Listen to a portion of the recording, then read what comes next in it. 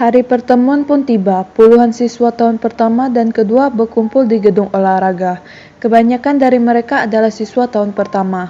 Tampaknya banyak siswa yang menganggap pertemuan ini sebagai peluang penting untuk saling mengenal dan bekerja sama. Ayano Koji, Horikita, dan Sudo ikut menghadiri pertemuan tersebut. Ia bisa dikatakan sebagai perwakilan dari kelas D. Sebenarnya di sini Sudo menawarkan diri untuk menemani Horikita. Namun Horikita memberitahu bahwa itu tidak perlu. Tapi Sudo tetap ngotot untuk datang. Di antara siswa tahun kedua, mereka melihat sekitar setengah dari kelas B termasuk Ichinose yang hadir. Dan juga Hashimoto, satu-satunya dari kelas A yang tampaknya hanya untuk mengawasi saja. Di sisi lain, mereka tidak merasa adanya kehadiran dari pemimpin kelas A Sakanayagi dan siswa kelas C tahun kedua yang berpartisipasi. Ayano Koji merasa sedikit aneh dengan pertemuan yang diadakan Ichinose, seolah-olah tidak ada pertemuan pertukaran seperti yang telah disebutkan. Bahkan Ichinose tidak menyinggung apapun mengenai ujian khusus. Ichinose hanya memperkenalkan dirinya dan berbicara santai. Horikita mengungkap kesan pertama yang dia dapat dari pertemuan itu adalah sebagai salah satu bentuk strategi untuk membangun hubungan saling percaya antar siswa tahun pertama dan siswa tahun kedua. Strategi yang hanya bisa dilakukan oleh seorang Ichinose. Menurut Horikita, strategi yang berpusat pada poin pribadi sangat berat bagi kelas D dan hubungan kepercayaan memiliki peran yang penting sama halnya dengan poin pribadi. Tampaknya pertemuan ini memberikan petunjuk kepada Horikita tentang apa yang harus mereka lakukan saat ini, yakni mengamati setiap siswa tahun pertama sembari melihat data yang tampil di aplikasi OAA. Setelah tugas mengamatinya selesai, Horikita mengajak Ayano Koji dan Sudo untuk kembali. Horikita sudah memperoleh informasi bahwa lebih dari setengah siswa tidak menghadiri pertemuan dan berencana untuk bernegosiasi dengan siswa tersebut. Dengan kata lain, tujuan sebenarnya dari Horikita adalah menargetkan siswa yang tidak menanggapi pesan dari Ichinose. Ayano Koji meminta alasan Horikita yang lebih menargetkan siswa tahun pertama yang tidak hadir dalam pertemuan, karena bisa saja siswa tersebut tidak memiliki keberanian untuk menghadirinya. Horikita menjelaskan ada dua alasan mengapa dia memilih siswa-siswa tersebut. Alasan pertama karena para siswa yang datang ke pertemuan adalah orang yang mengkhawatirkan kemampuan akademik mereka, dan alasan kedua adalah mereka yang memiliki kemampuan akademik yang tinggi, merasa percaya diri dan siap bertarung tanpa perlu melibatkan diri dalam pertemuan pertukaran. Horikita kembali mengingatkan prioritas utama mereka adalah memastikan siswa tahun pertama yang berkemampuan tinggi berpasangan dengan siswa tahun kedua yang berkemampuan rendah, sehingga tidak ada risiko yang perlu mereka tanggung. Selain itu, Horikita mendapat hal yang menarik selama pengamatannya, yang dimana siswa kelas D tahun pertama tidak berpartisipasi sama sekali. Padahal terdapat 40 orang dalam satu kelasnya. Sudah pasti ada seseorang yang mengendalikan kelas. Ini bisa dikatakan hal yang tidak normal, karena sangat mustahil untuk mengendalikan orang-orang dalam kelas sekaligus, terlebih lagi mereka belum melewati beberapa hari setelah memasuki sekolah. Horikita memiliki strategi untuk bekerja sama antar siswa kelas D tahun kedua dan siswa kelas D tahun pertama. Cara ini dianggap lebih efisien dibandingkan mereka mengajukan permintaan kerjasama secara individu untuk setiap orang di kelas mereka masing-masing. Terlihat Hashimoto telah meninggalkan ruangan. Horikita pun berjalan menuju pintu keluar untuk mengikuti Hashimoto. Ayano Koji dan Sudo juga turut mengikutinya. Dan ternyata Hashimoto telah menunggu kedatangan mereka. Horikita bertanya kepada Hashimoto strategi apa yang akan dilakukan kelas A untuk merekrut siswa-siswa berkemampuan akademik tinggi. Hashimoto berkata ini semua tergantung ide apa yang dimiliki Sakayanagi.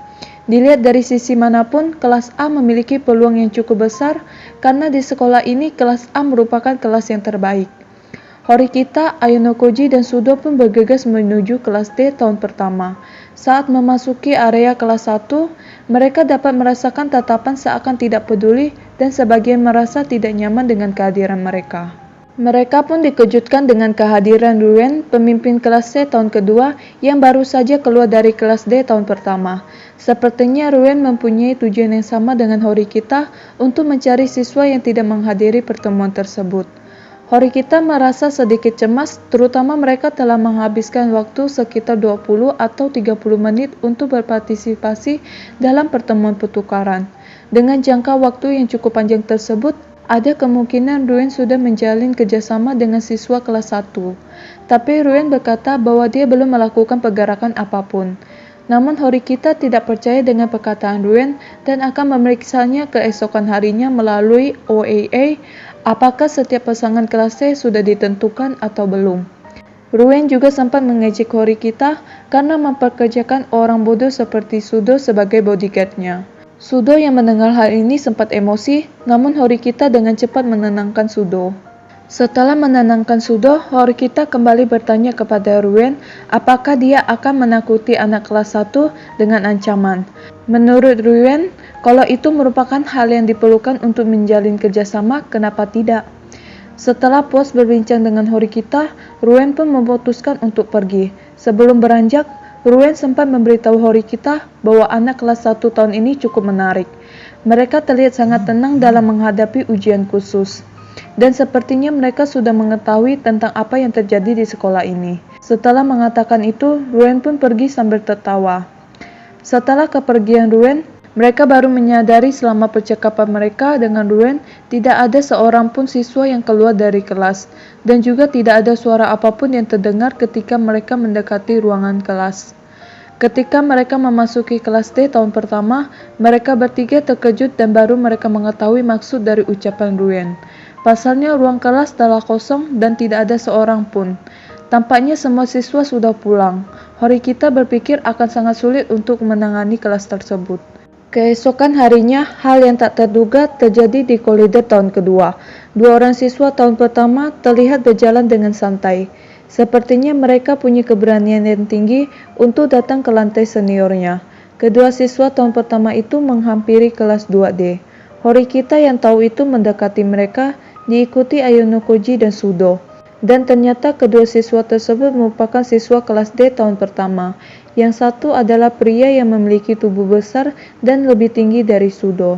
Sedangkan yang satunya adalah perempuan cantik dengan rambut blonde sepinggul. Karena Ayanokoji sudah menghafal semua data yang ada dalam aplikasi OAA, dia dapat mengingat siswa laki-laki berbadan besar itu bernama Hosen Kazumi dan siswa perempuan itu bernama Nanase Tsubasa. Ini sedikit mengejutkan. Ayanokoji tidak menyangka mereka akan datang secara terang-terangan seperti itu. Padahal kemarin mereka sama sekali tidak dapat ditemui. Hosen dan Nanase sempat menatap ke arah Ayanokoji selama beberapa saat. Ayanokoji pun merasa adanya hal yang aneh dari tatapan mereka. Hosen kemudian berbicara kepada Horikita dengan nada bicara yang sombong dan juga tidak menunjukkan sikap hormatnya kepada siswa yang lebih senior. Berbeda dengan Nanase yang lebih sopan. Horikita pun bertanya apa maksud kedatangan mereka berdua. Hosen berkata bahwa mereka ingin melakukan kerjasama. Mendengar hal ini, Horikita berpikir mungkin ini sebuah keberuntungan atau malah sebuah kesialan karena berurusan dengan siswa seperti Hosen. Horikita kembali bertanya atas dasar apa mereka ingin melakukan kerjasama. Hosen mengatakan bahwa saat ini mereka memiliki kedudukan yang sama, yaitu sama-sama tergabung ke dalam kelas D, dan seharusnya Horikita berterima kasih kepadanya karena mau membantu mereka. Sebab Hosen menganggap kelas D tahun kedua sebagai kelas yang berisikan sekelompok orang yang gagal. Horikita dan Hosen sempat berseteru, tapi Hosen dengan mudah menyudutkan Horikita. Hosen mengatakan bahwa Horikita tidak dalam posisi untuk mengambil keputusan, terutama posisi kelas 2 sangat tidak menguntungkan karena berpotensi untuk dikeluarkan, sedangkan kelas 1 mendapat hukuman yang lebih ringan dan itu hanya masalah poin pribadi. Hosen sempat mengejek Sudo yang memiliki nilai akademik yang rendah. Sudo sendiri sedikit emosi mendengarnya. Namun Horikita mencoba menenangkan Sudo untuk tidak hilang kendali karena ada kamera pengawas yang akan memantau setiap tindakan mereka. Hosen kemudian mendorong Sudo yang saat itu sedang lengah. Alhasil Sudo kehilangan keseimbangan dan terjatuh. Hosen tersenyum dan berkata dia hanya menyentuhnya sedikit seperti membelai kucing. Siswa tahun kedua yang melihat pemandangan itu merasa kesal dengan perbuatan Hosen. Dan tampaknya Hosen sudah terbiasa dengan suasana seperti itu. Kali ini emosi sudah berada pada puncaknya dan bersiap menyalurkan emosinya. Namun seorang siswa kelas C tahun kedua muncul. Dia adalah Daichi Ishizaki yang termasuk dalam kategori anak yang nakal dan suka berkelahi. Ishizaki tidak bisa menoleransi perbuatan yang dilakukan Hosen, terlebih lagi terhadap siswa yang berada di tingkat di atasnya atau lebih senior. Ishizaki langsung menarik celah baju yang dikenakan Hosen. Hosen hanya tersenyum tipis menanggapi itu. Tapi perbuatan Ishizaki langsung dihentikan oleh Ruen yang juga melihat perbuatan Hosen sebelumnya.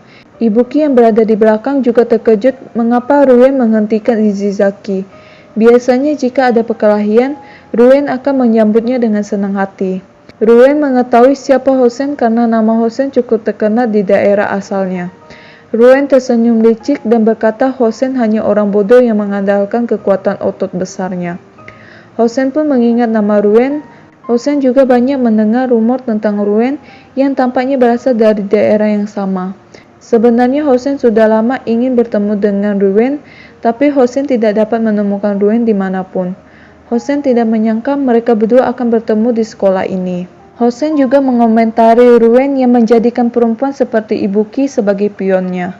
Ruen juga menanggapi perkataan Hosen dengan cara yang sama karena ada Nanase yang berada di samping Hosen. Hosen dan Ruen saling mengejek satu sama lain. Hosen pun menantang Ruen untuk bertarung. Tapi Ruen menolaknya dan menyuruh Ishizaki dan Ibuki untuk pergi dari sana. Ibuki bertanya apakah tidak masalah mereka mengabaikan tantangan Hosen begitu saja. Ruen mengatakan bahwa hal ini bisa diselesaikan di lain waktu. Meski terus diprovokasi terus-menerus oleh Hosen, Ruen tetap tidak menanggapi setiap lontaran ejekan yang diberikan. Tapi Hosen tidak menyerah. Kali ini Hosen menyerang Ibuki dengan menggerakkan tangannya ke arah Ibuki. Sebenarnya Ibuki sudah menyadari dan mencoba menepisnya. Tapi pergerakan Ibuki kalah cepat dari Hosen. Hosen meraih leher Ibuki dan menyekiknya dengan kuat. Walaupun Ibuki memiliki keterampilan bela diri, tapi tidak berarti apa-apa sekarang. Pada awalnya, Ruen mendekati Hosen untuk membebaskan Ibuki dari kengkangan tangan Hosen, tapi Hosen malah menendang tubuh Ruen. Ishizaki yang melihat hal tersebut ikut membantu Ruen dan sepertinya perkelahian habis-habisan akan segera dimulai. Nanase yang sejak awal terdiam mulai menghentikan aksi barbar Hosen. Nanase mengatakan bahwa tidak ada untungnya mereka bertengkar saat ini. Tapi Hosen mengabaikan perkataan Nanase dan berniat melanjutkan perkelahiannya. Namun gerakan Hosen terhenti ketika Nanase menyebutkan kata are, walaupun tidak disebutkan siapa are tersebut. Dengan wajah kesalnya, Hosen mengajak Nanase untuk pergi karena tujuannya sudah terpenuhi. Tampaknya Hosen puas dengan sesuatu selain pertarungan. Namun sebelum itu, Hosen kembali menatap Ruen dan berkata, apakah jika dia bersujud di depan Ruen, Hosen bisa menjadi pasangannya di ujian khusus ini? Namun Ruen dengan santai menolaknya. Bahkan di sini Ruen menyebut Hosen dengan sebutan gorila liar. Tiba-tiba seorang pria dewasa muncul dan ternyata dia adalah wali kelas D tahun pertama, Katsunori Shiba. Dan pada saat bersamaan, siswa tahun kedua yang sejak awal menonton mulai berlari ke ruang kelas mereka masing-masing. Shiba Sensei memberitahu Hosen bahwa aturan di sekolah ini sangat ketat dan perkelahian bukanlah hal yang baik.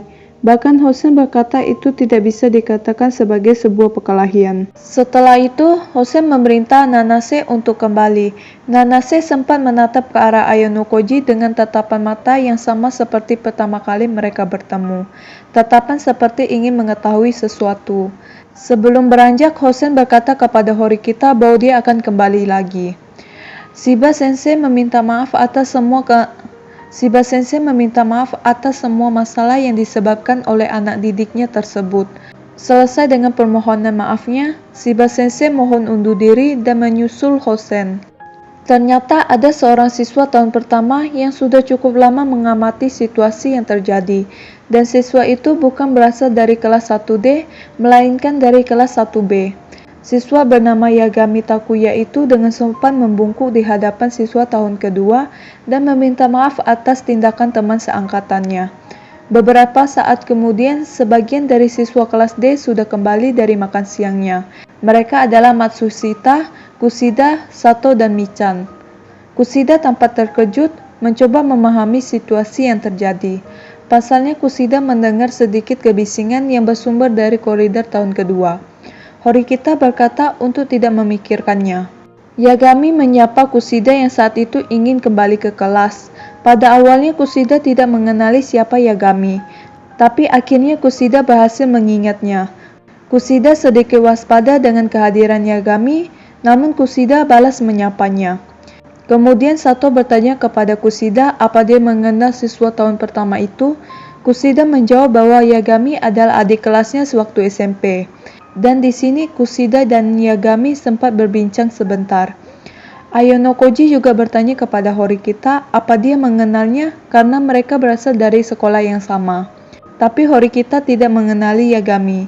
Seperti yang kita tahu, Horikita merupakan orang yang tidak ingin repot-repot mengenal seseorang yang tidak menarik baginya. Yagami juga menawari diri menjadi pasangan Kusida di ujian khusus kali ini. Karena Yagami tahu Kusida memiliki nilai akademik yang tinggi dan Yagami juga tergolong sebagai anak yang pintar.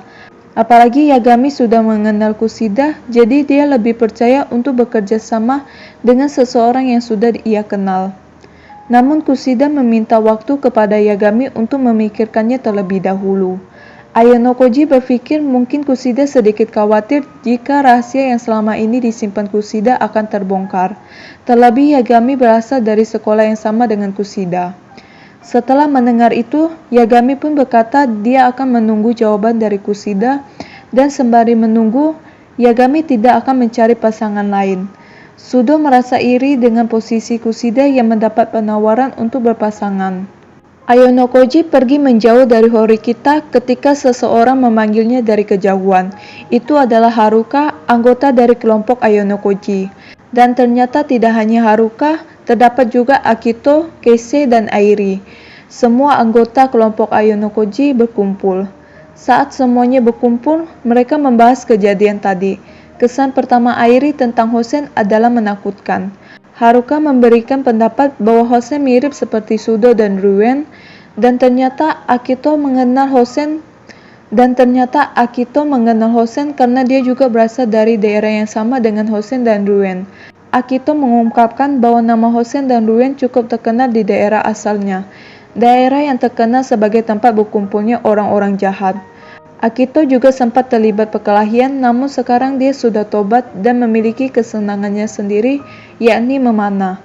Akito berkata kemampuan Hosen jauh lebih kuat daripada Ruen dan Sudo. Hosen juga pernah membuat seseorang yang bisa dikatakan seorang ketua geng masuk ke rumah sakit. Ayonokoji pun membenarkan kata Akito dalam hal kekuatan.